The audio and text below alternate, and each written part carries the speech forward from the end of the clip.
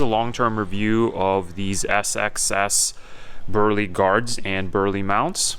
So I've had them on the bike for 185 hours approximately, and I've done 2 seasons of the US Hard Enduro series, as well as just a ton of general hard enduro riding.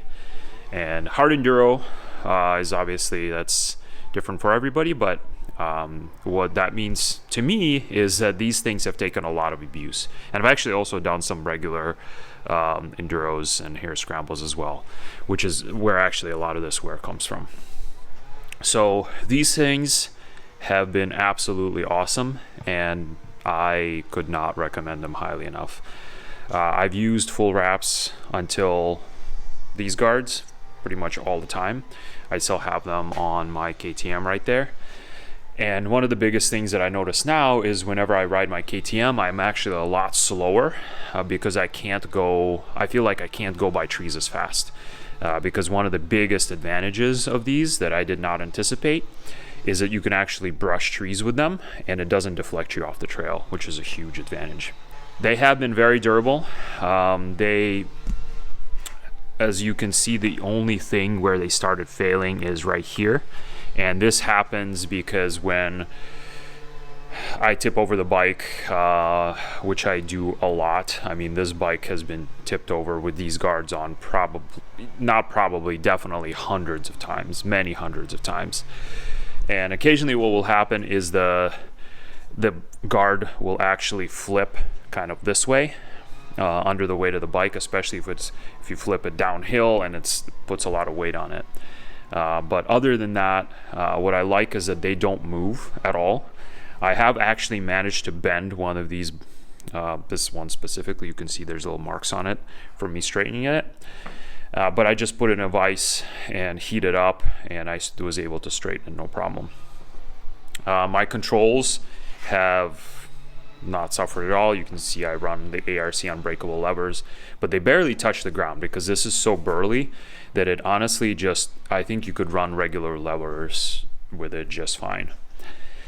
But yeah, all in all, like I said, they don't move. I've never had to adjust them on the trail. I should actually stand corrected by myself. They did move a little bit once, but it was only by like a few degrees. The only reason why I moved them back is just to make them more or less, line up when you look at the bike from the front. But they don't move to the point where you can't operate the controls. One thing I will say, you absolutely need to use bar ends with these because you will destroy your grips. You can see my grips here are destroyed regardless, but in my mind, grips are kind of a wear item, so you did replace them anyways.